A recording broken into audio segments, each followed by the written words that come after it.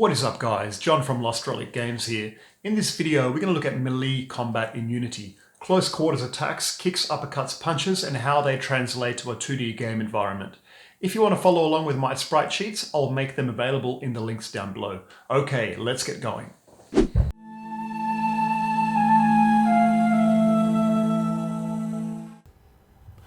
Alright, so let's get Unity open. So here we have an existing scene. This may look familiar to you. It's the same scene we used in the past few tutorials. It comprises of a player, a camera. Player's got a simple camera player controller script, which moves around, jumps, and the camera follows the player through the scene. Got some basic collision on the tiles. So if you want to work out how to make that, check the past few tutorials. And you may want to go as far back as the Mega Man series, because that's where I show how to make the play controller. So I'm using the same play controller in this scene as I created in those past tutorials. So what we want to do here is when I click, I want this player to throw a series of different melee attacks, maybe some uppercuts and kicks, and maybe destroy something. So we're going to do that in this tutorial. To start this off, we'll have to update the sprite sheet. So I'll open up the player sprite sheet here, and I've added these attack sprites here. And for the first step of this tutorial, we're going to process these new sprites into animations. So I'll just give you a walk around as to what's already here. We've got the idle sprites, we've got the running sprites, and we've got the jump. And I believe that one is from like a shoot that's not currently being used. But anyway, I've added this punch, a kick, a fly kick, and an uppercut. And you can see that when I click these, there's no boundary box. So it hasn't been sliced up. I've just added them in Photoshop, but nothing more. So we go up to the Slice tab. And on the pivot drop down, we'll click bottom, and this will put the pivot somewhere at the bottom of the feet, similar to how it is on the other ones. And very importantly, rather than using this delete existing, which will just wipe out all the existing boundary boxes and start again, we'll use safe. And what this means is it'll add the new slices, but it won't affect the existing slices. Okay, cool. So that's worked. We've got slices. And we may need to adjust those pivot points as we go along with the game. But the first thing we'll do here is actually rename these a little better. I'll say player punch L, player punch R, player kick, player uppercut, and player fly kick. And this is kind of like a wind-up one. We'll be reusing this one for all the different attacks, because it's kind of like a wind-up one that it'll. I'll show you. So we'll call this one player. Whatever, neutral. You don't have to do this. I just find it's a bit easier to later understand what's going on in your scene if you have some kind of naming references for the frames. Hit apply. And importantly, I will link this sprite sheet in the description of the video. So do go down there if you want to follow along with this particular sprite sheet. Or you may have your own sprite sheet. You don't have to follow along. This is a good guide as to how this whole process works. But if you do want to follow along, go down there and you might find some other useful links to the previous tutorials and other goodies. So close this off. And as a result of what we just did there, we now have, when we uncollapse the player graphic, we now have the fly kick, the kick, the neutral, and all that. So I'm going to quickly go and create new animations based off those. So we'll start by selecting that neutral frame, and you can see down here the preview, and we'll hold Control and we'll select L punch. So we click the neutral, hold Control, and then group select the other one. Drag them into the scene, and we'll get prompted to create a new animation based on that selection. And if I believe the order of frames you select is what determines the frame sequence. So if we had selected punch L first, then punch L first would be the first frame.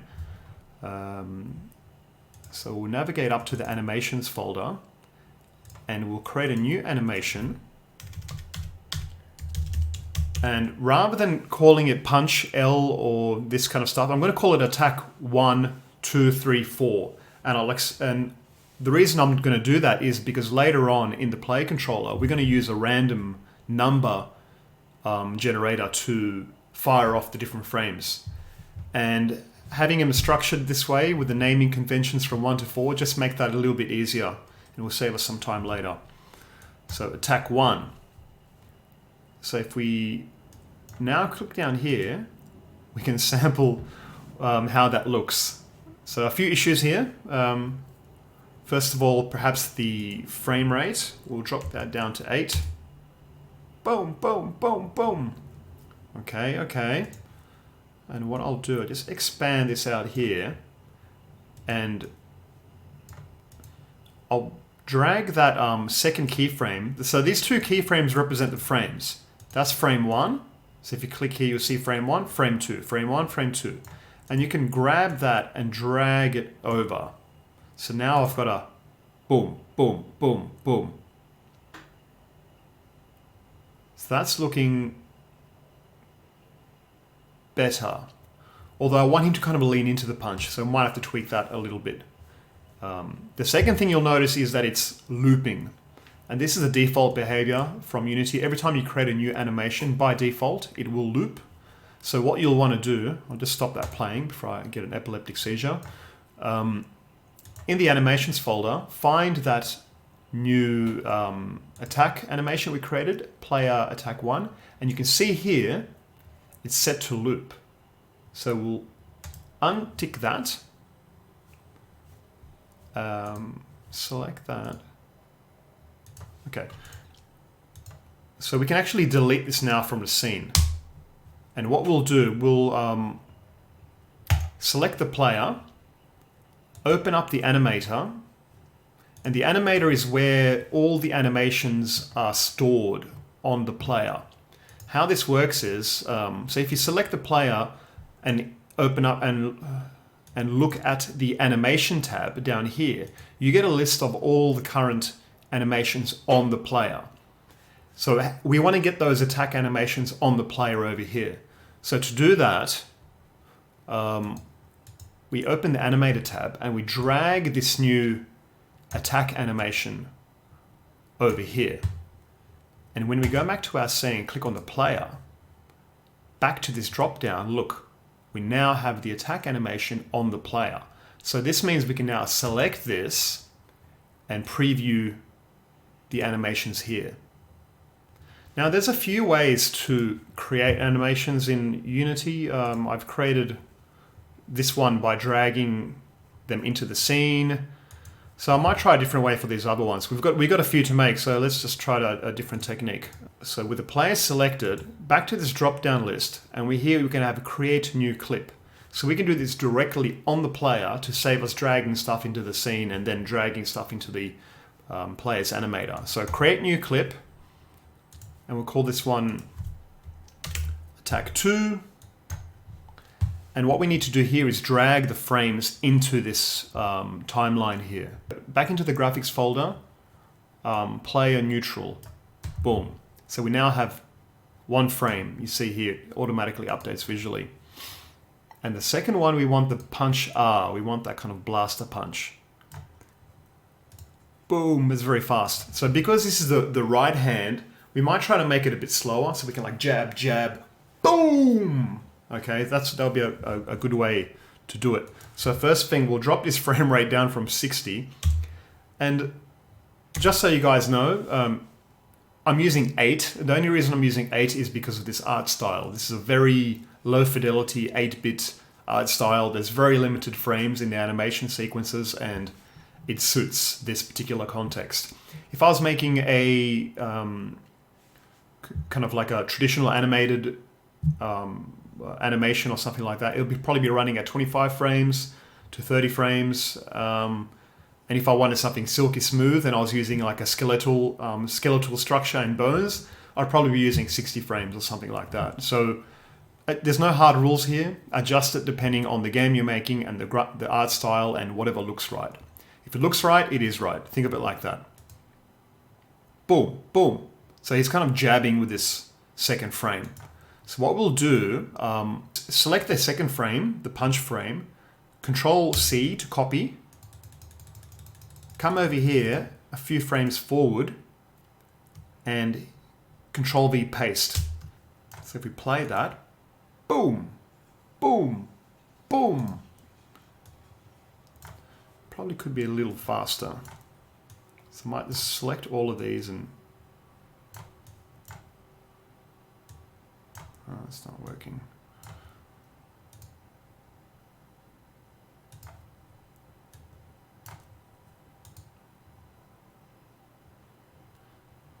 Yeah, so you need to kind of, like with all animation work, you need to tweak it. I don't want to sit here getting too bogged down with this stuff because this is meant to be all about the actual melee combat, and animation is certainly a part of that, but you can easily make an entire video on just setting up animations alone.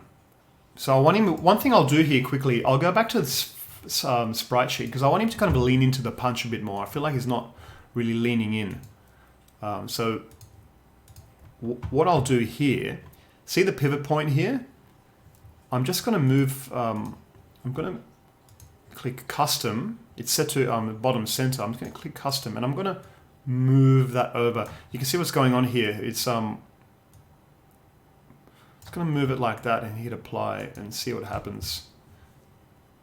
Because, boom. Okay, so you can see he's kind of stepping into it a bit more. Boom, boom. And we may still tweak that.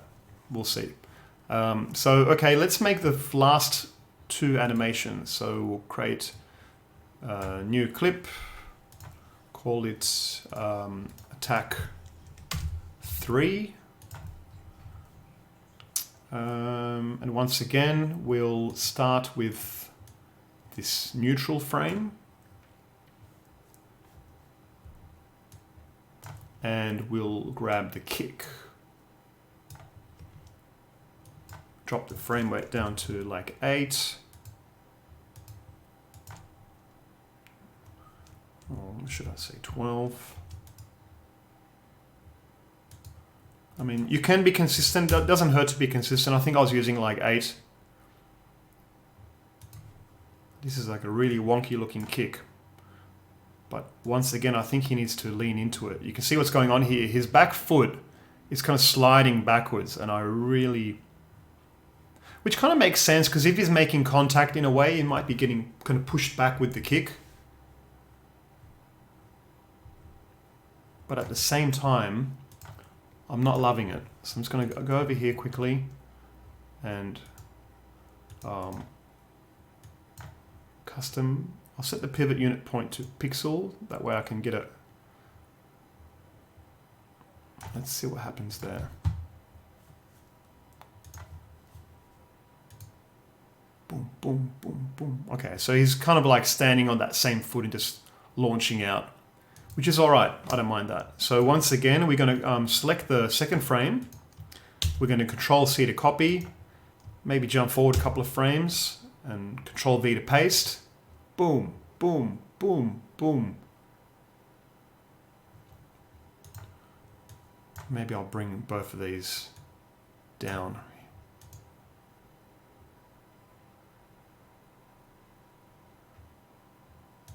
Yeah. And was there a... Yeah, we got the uppercut. So we'll create once again another clip.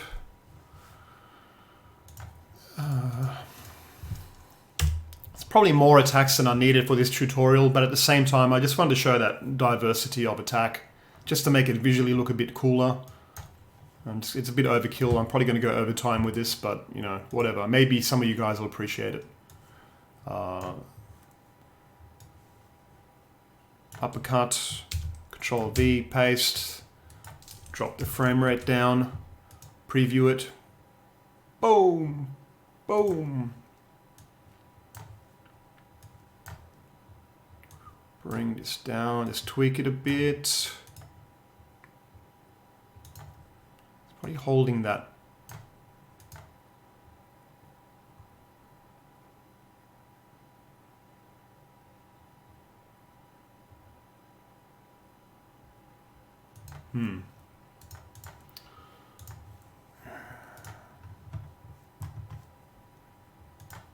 Just going to tweak this quickly. Bring it over there somewhere. Yeah, okay, cool. Bang, bang, bang. Okay, and finally, the very last one, I'm going to create the fly kick. And this will be kind of cool because we're going to make this attack only when he jumps. So because of that, we can actually call it player fly kick.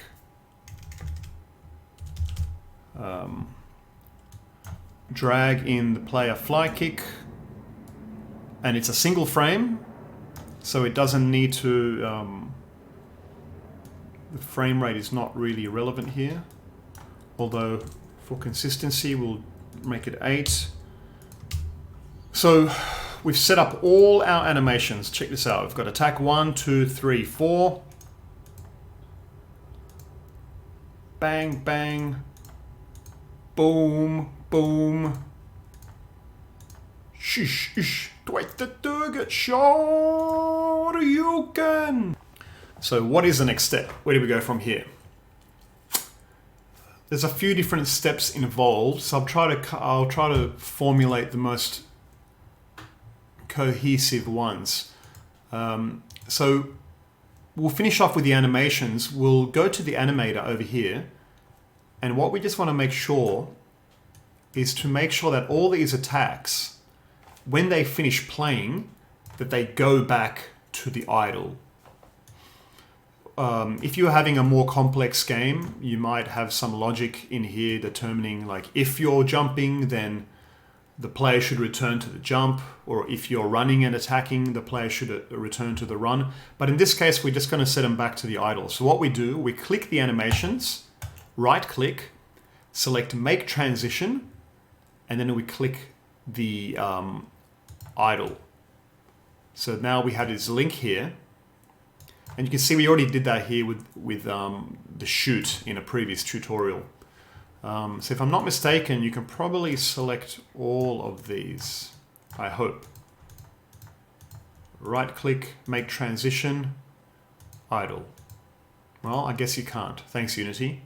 So one by one, select them, right click, make transition. And yeah, so you get this kind of spider web transition things. I'm going to say I'm not a fan of this whole Unity mechanism thing. To be honest, it's a pain in the ass, and I've never liked it, and I try to avoid it as much as I can. So what we'll have to do here now is select these lines, and if you look down here on the right in the settings, you can see there's a transition duration. We don't need this. Set this to 0. Transition durations are for games that have what is known as frame blending, where if the player is holding a pose in one animation, that he can blend his animation into the other one. Because we are using pixel art, it's going to be hard transition, so we don't need any of this frame blending nonsense. It's probably more useful for 3D games, or maybe games that are rigged with bones. So one by one, just go through here, select 0, hit enter to confirm it, and let's go back to our scene now. So if I just run this scene, click, click, click, nothing's happening. Which brings us to the next important phase, player controller logic, so that when we click, the animations get played. So select the player, find the player controller.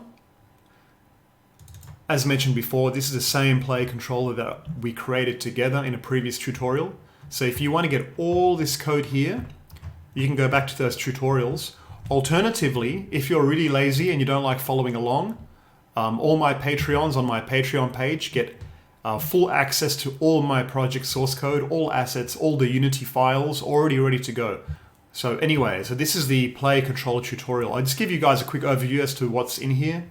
We've got references to the animator, the sprite renderer, the rigid body. We've got a bunch of ground checks that are used here, these knobs that just check if the player is on the ground. We've got run speed, jump speed. We've got the start function, and this is where we are going to do the attacking. So I've already set up the basic check for this. So if input.getButtonDown fire1. Fire1 is the default Unity name for the mouse button. This can also be mapped to a control pad very easily, but out of the box, we're just going to be using the mouse. And in the fix update here, we've got all the movement logic. We're checking with a line cast to see if the player is grounded. Then we're checking if the right or D buttons are down and we're moving the player right. The animation is switching to run. Oh, okay, so here is something that is worth mentioning. In the previous tutorials, to flip the player visually, we simply flipped the sprite renderer. That was good for just a kind of basic example, but it's not going to work for this. We want to actually not just turn the sprite renderer around, we want to turn the whole player around. And the reason I say this is because we're going to add a hitbox to the player's fist. So that when he punches, whoosh, there's going to be a collider there. And if we just turn the sprite renderer around, the collider will still be there, but the player will be facing the other way. So what we want to do, we want to change the whole player's scale, essentially, so that the collider is also on the other side. This will make more sense later. I've probably talked about it a bit early at this point, but while we're here, I'm just going to change this around quickly. Transform.local scale equals new vector 3, and in this case we are pressing right, so 1 1 1, and over here, so I can just delete that sprite renderer stuff now, and over here when he presses left, we want the scale the x scale, the first value of the vector 3, to be -1. So hopefully that makes sense to you guys. When the player presses left, the scale X turns left, flips left rather, and when the player presses right, the local scale X returns back to the absolute value of 1. And that's about all that's going on in here. Alright, so how do we fire off random attacks? So I think the first thing we'll want to do here is create a property, a boolean called isAttacking.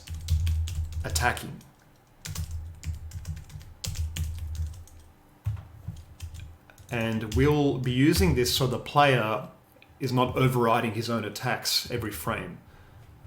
So if input getButtonDown fire1 and isAttacking is false, then isAttacking is true. Choose a random attack animation to play.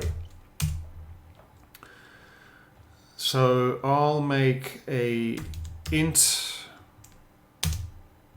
called index, equals Unity engine dot random dot range, and the minimum is 1 and the maximum, so I'll say 5. So now we have our index reference, and I will say animator dot play player underscore attack, and here we'll append our index. So this will hopefully make sense to you guys. We choose a random number, essentially, between 1 and 5. And the animator, which we've defined up here, which is just referencing the animator. Just to be clear, the animator is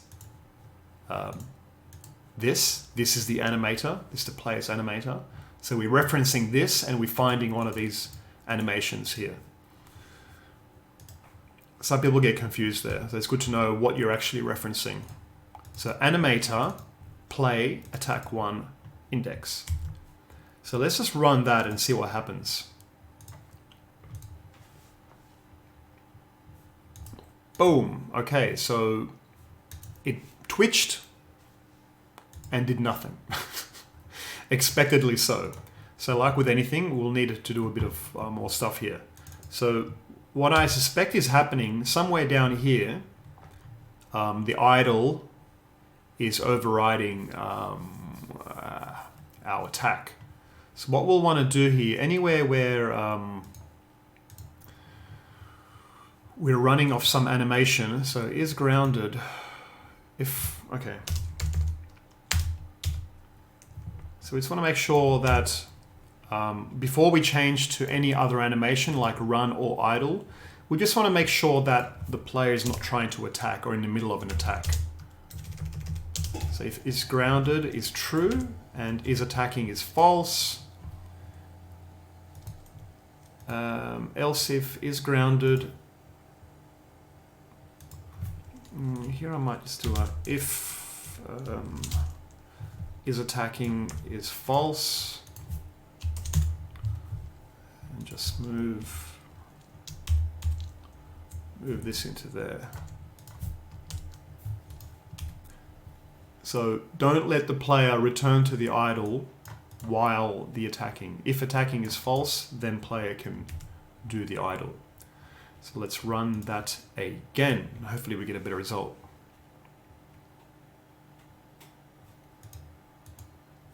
What did the player just try to do?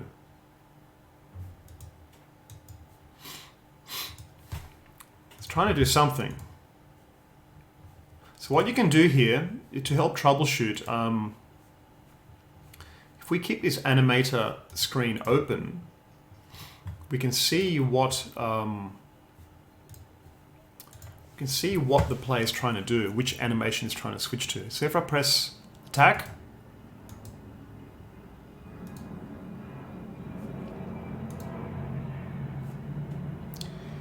it ain't doing shit all. So let's work this out.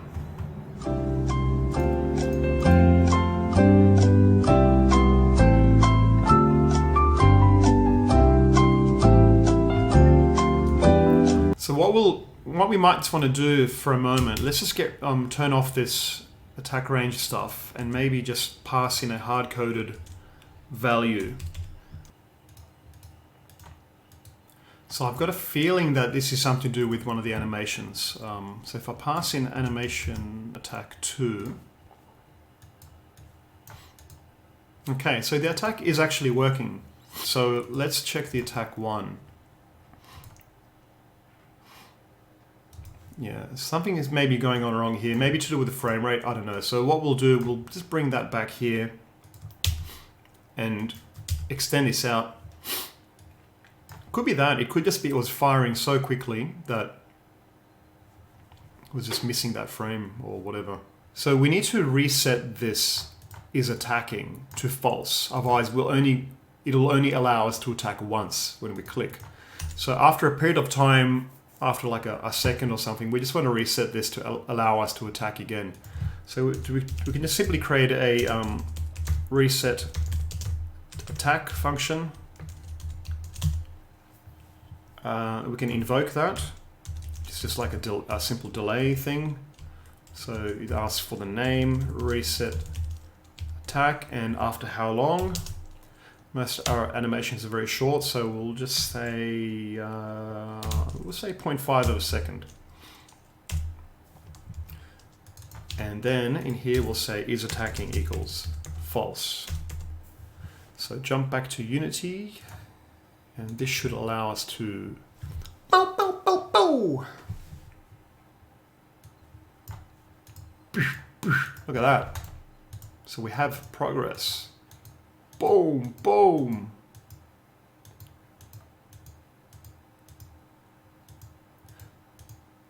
So I'm not seeing the uppercut, and the jab's got an issue. So let's change that back to 5, because I think one of the frames is getting missed here. And secondly, let's revisit this jab. There's something funky going on here. I'm not exactly sure what it is. Why is that?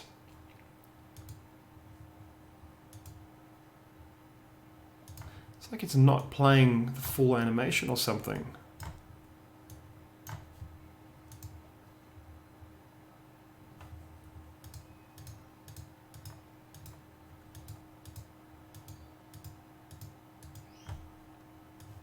Well, it's certainly looking better.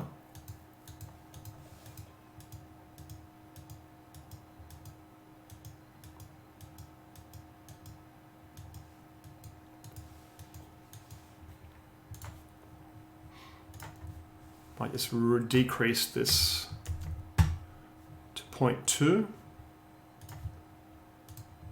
Run it again.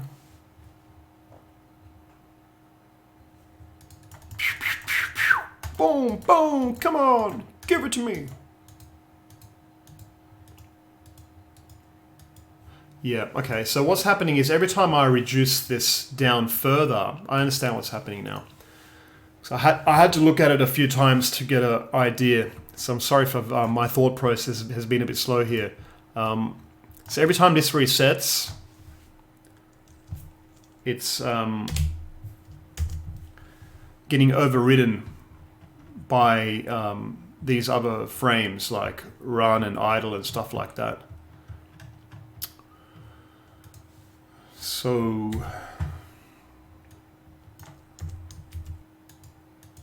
that's better. Cool. So I can spam that, and we can see we're getting a reasonable showcase of moves here. All right, cool. So I think we're good with that step. So let's move on to the next thing, and this is how do we actually make contact, make physical contact with enemies and objects and punch them and destroy them. How do they know that the player is attacking, and how do they know to respond to that? Within the player, we'll want to create a new empty game object. We'll call that attack hitbox. And over here, we'll create a box collider 2D. And we'll click the edit collider, and we'll just make this smaller. And we'll just position this in front of the player, kind of where his fist would be. And we can even go down to one of the attack frames here, attack 2, and see where the fist is. So we can kind of line up this collision box. So this here should immediately give you an idea of what we're doing. We've got an attack box that sits here, which enemies and objects will get triggered by and take damage.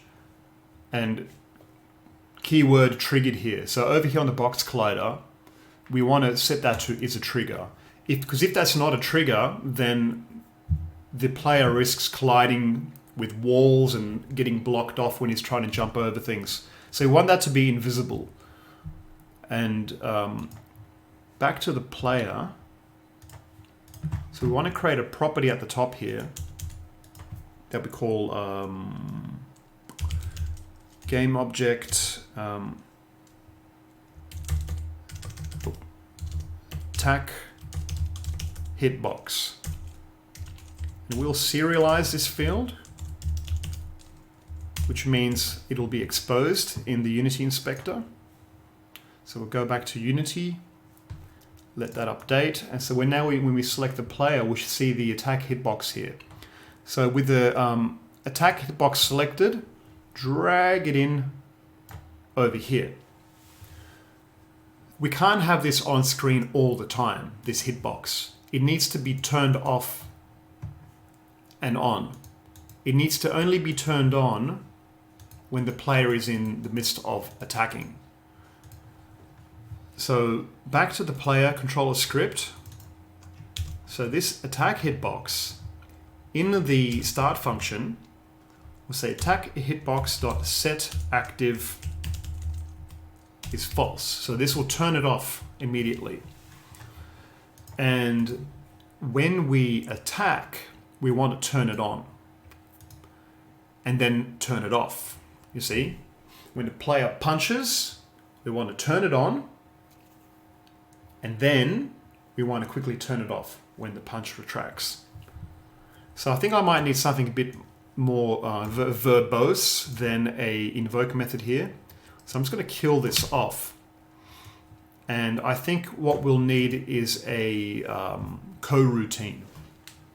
I won't get into exactly what coroutines are. Maybe you understand them, maybe you don't. But it's basically a way I can make a sequence of events with little delays in between to fire off different logic, like turning on something, turning off something, doing something else. So we'll say start coroutine, and we'll pass in a new function that we don't yet have. We'll call it do attack. And down here we'll say I enumerator do attack. We can get rid of this reset attack function. We won't need this anymore. And in here, so all, just to give you a quick overview as I'm doing it, you might maybe learn, all coroutines, all coroutine functions need to be a enumerator. That's just how it is. And in here we'll say yield return new, wait 4 seconds, and we'll pass in 0.2. Okay, so the first thing we'll do, when the player attacks, we'll immediately turn the hit collider box on. So I'll say hit attack hitbox dot set active equals true. This will turn it on. And then after 0.2 of a second, because our animations are very quick, we'll say turn it back off again. And here, or maybe we'll say 0.4. And here we can also say is attacking equals false, since we removed that previous method that was using that. So we start the coroutine, we turn the hitbox on, we turn it off, and then we reset the attack. So let's see what happens. Okay, so we can see here the attack hitbox is grayed out. So if I click, you see that. You see, watch here, and you'll see it's turning on and turning off. And if you watch here, it's kind of, yeah, all the attacks are kind of in the right range. What you can do, because this is a very simple example, I've used one single attack hitbox, which kind of lines up with all the different attacks. But if you were making a game like Street Fighter or Mortal Kombat or something like that, the different attacks have a lot more variety. One kick might have a lot of range, where A punch might have a shorter range. So it's very important that the hitboxes are accurate for those games. So you'd probably have a hitbox that you call punch hitbox. You'd probably have a hitbox that's called kick hitbox. And maybe if they're using like a weapon or a pole or something like that, you'd create a hitbox for that weapon. Doing so then also allows you to have different damage for the different hitboxes. Like the punch hitbox may cause 1 damage, the kick hitbox may cause 2 damage, and maybe the samurai sword or crowbar will cause 5 damage. So just to give you an overview of how you can expand on this and how you can use it. So at this point, we probably want to destroy something, just to give us some payoff, right? So I've taken a liberty of creating a barrel that can be destroyed. So I'll just give you guys an idea of how this looks. So you walk up to the barrel, boom, boom, boom, boom. How cool is that? So let's get that bigger, and let's get more of these barrels on screen. Duplicate that. Duplicate that. Whoop. Duplicate that. Duplicate that.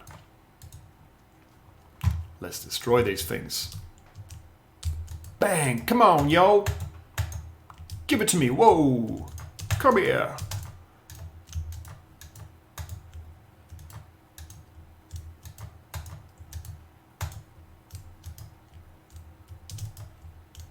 Oh yeah, so, which completely reminds me, we're not done here. We've got the fly kick. We've got the fly kick. We've got to do this fly kick. We have to do it. We have to do it. So let's go to our player controller. And so in the attack function,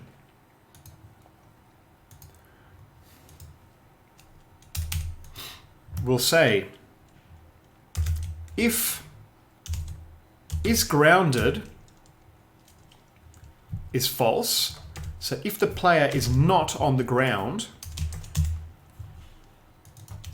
animator dot play player fly kick,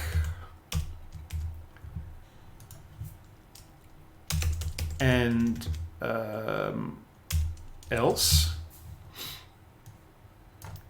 do this. So if the player is in the air, do the fly kick. If he's on the floor, then choose one of the attack ranges. Let's go back here and see if we can fly kick some of these barrels. So I might just move one of these over here.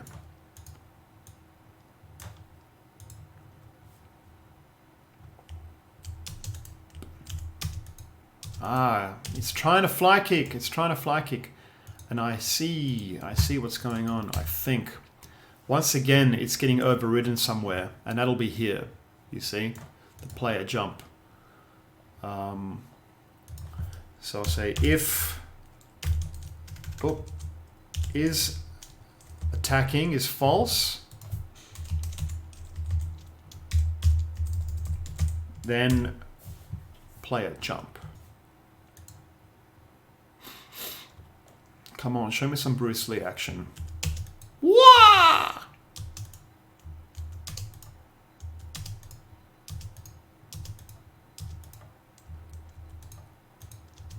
It's not perfect. He kind of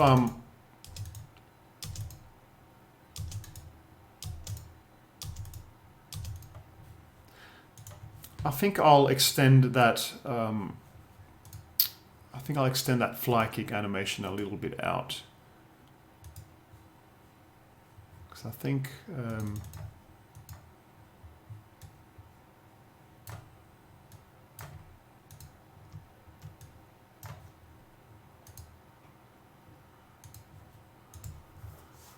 it was ending too shortly, too short, too premature. Yeah.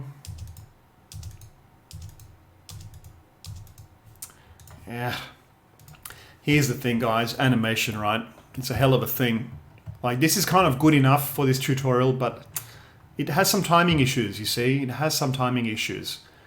So what I might do here, let's call I'll create a float parameter. I call it delay. And the issue is with this thing here, right?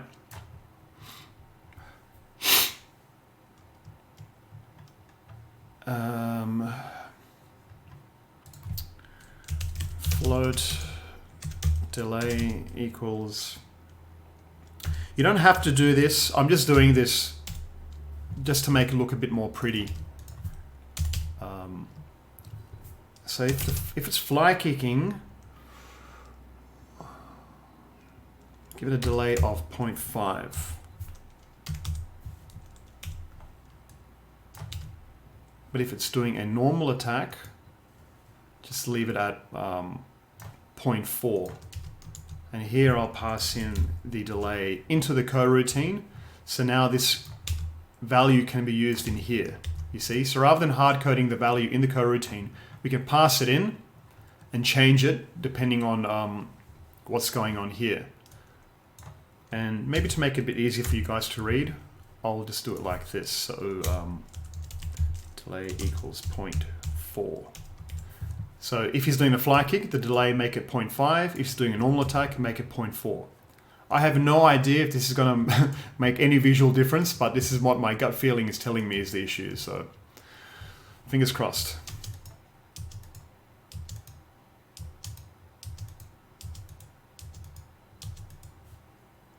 Why is he not returning to the jump? Maybe I need to go the other way. Maybe this needs to be 0.2. Hope you guys are enjoying this. I hope you guys are having a nice day. Look at that. That's it, guys. That's a fly kick. Returns back to the jump state.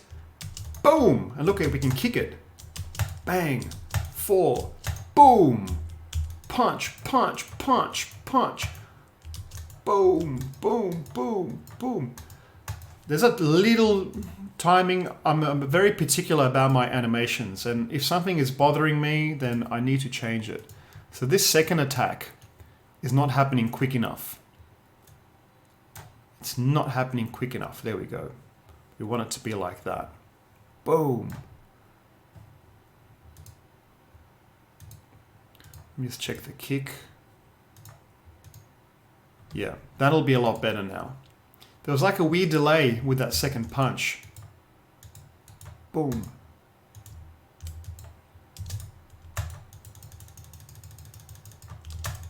Boom. Bash the shit out of it. Come on. Give it to me. Come at me. So that's really cool. This is the exact same system I use in my own game called Blood and Mead.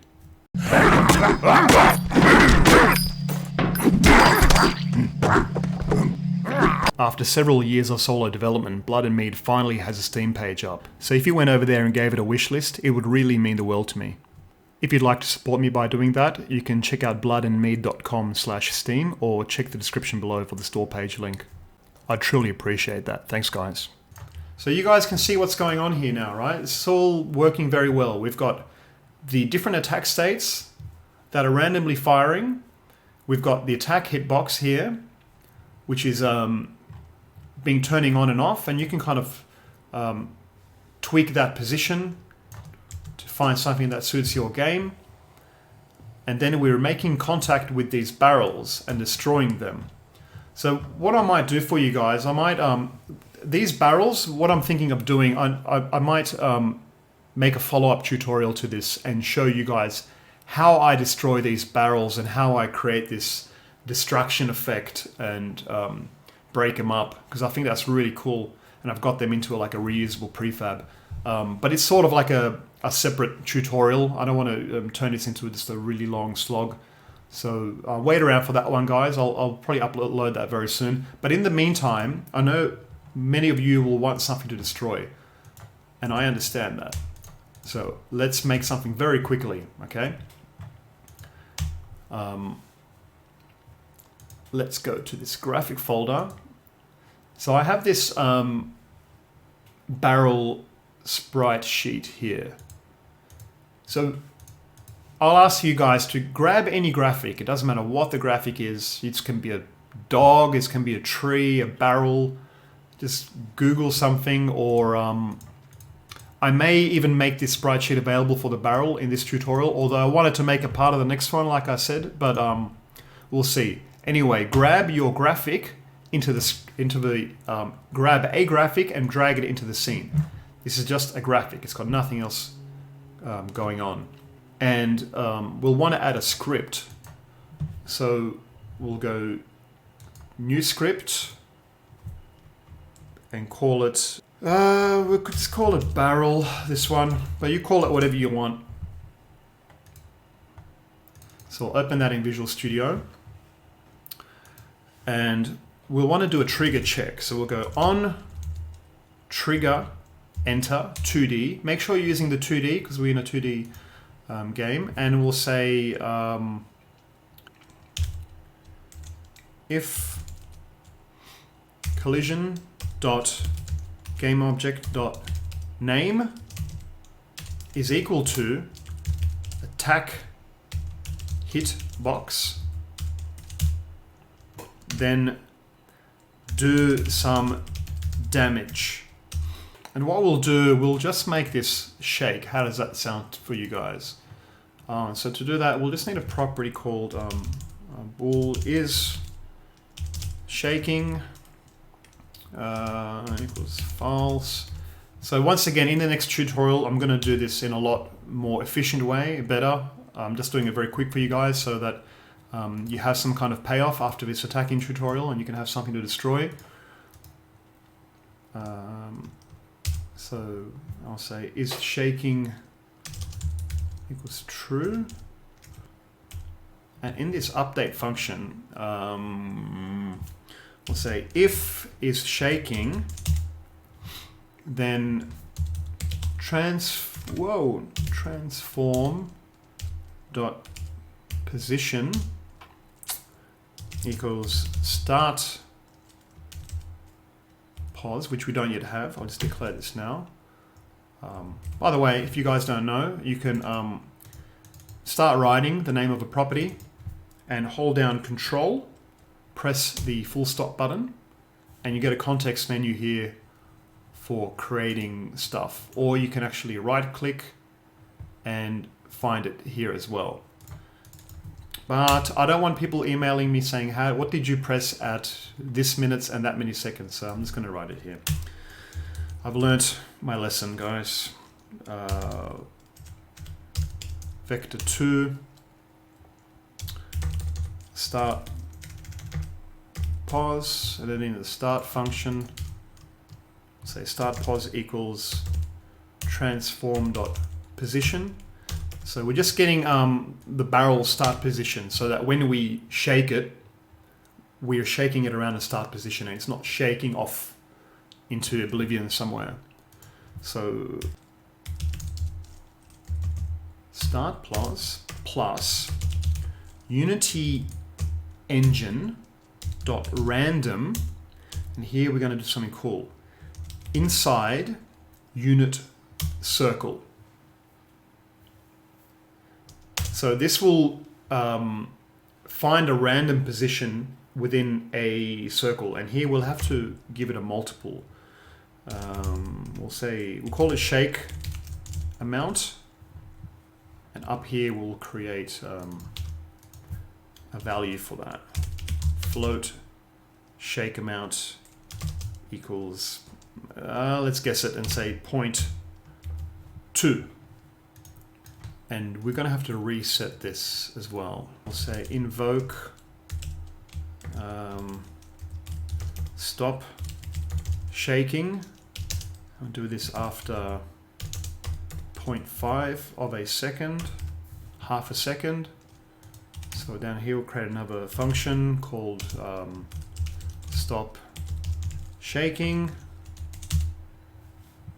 And we'll say is shaking is false. So what we're doing here, the barrel is listening out for a collision. If it makes a collision with a game object, it checks the name. If it happens to be the player's attack hitbox on the fist, it's going to say, whoa, let's start shaking this barrel. So we're going to start shaking it here. and then after a period of half a second, we're going to stop shaking it. Half a second might sound quick, but in a game like this, it can be quite fast. So we'll say 0.3. So let's see what happens, guys. Fingers crossed. And we have an error, missing a semicolon.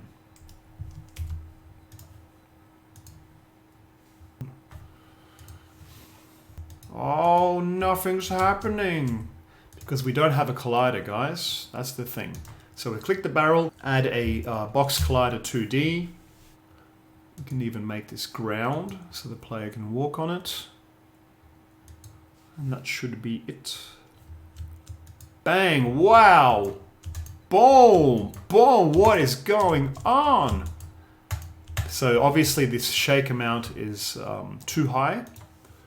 So we'll say shake amount 0.1. And also, when this thing stops shaking, we want to return the barrel to its start position. So we'll say transform.position equals start pause, start position. Run that again.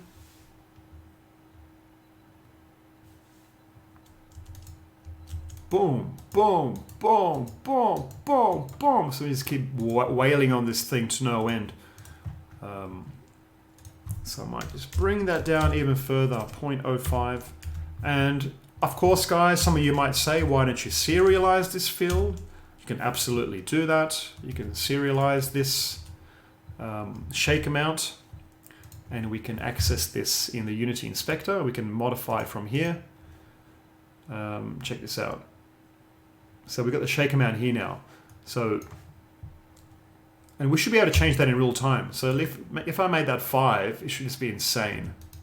Yeah, it's like going off screen. So the reason I was doing this was to show you that we can change it at real time. Boom, okay, so it's like orbiting the player. It's really cool. So we'll bring that down to 1, boom, boom, getting better. And what if we do 0.05? That's kind of the sweet spot. You could even bring it lower and say 0.02. Boom, boom, boom. That's actually pretty good. So 0.02. It also gives you an idea of how sensitive these things are. You're talking about 0.0 decimal places, you know, so you've got to be really delicate with how you fine-tune these things. So that looks pretty good. So what do you guys think? Are you happy with that? I hope you are. Boom, boom, boom. That's looking pretty good. I'm pretty happy with that. Got a few different attacks here. Bang, bang. Some fly kicks. Hiya! Hiya! Shinyuken Hodoken! In the next tutorial, as I mentioned, we'll be destroying this barrel and making it break apart, and I'll go through the process of how to set up the sprite sheet, how to break it apart, how to use the force to break it into pieces. And I think that'll be very useful knowledge for you guys. I hope you guys have found this video useful. If you have, make sure you give it a thumbs up and subscribe to the channel for more game dev content. I'd also like to thank my Patreon supporters at the moment. You guys have been a great motivator for me to continue making more content. And as a reward, you guys will get all tutorial project files, source code, and assets for your convenience. If any of you want to be part of that, jump over to my Patreon link down below and you can consider supporting there. Alright guys, thanks very much, all the best, and keep it indie.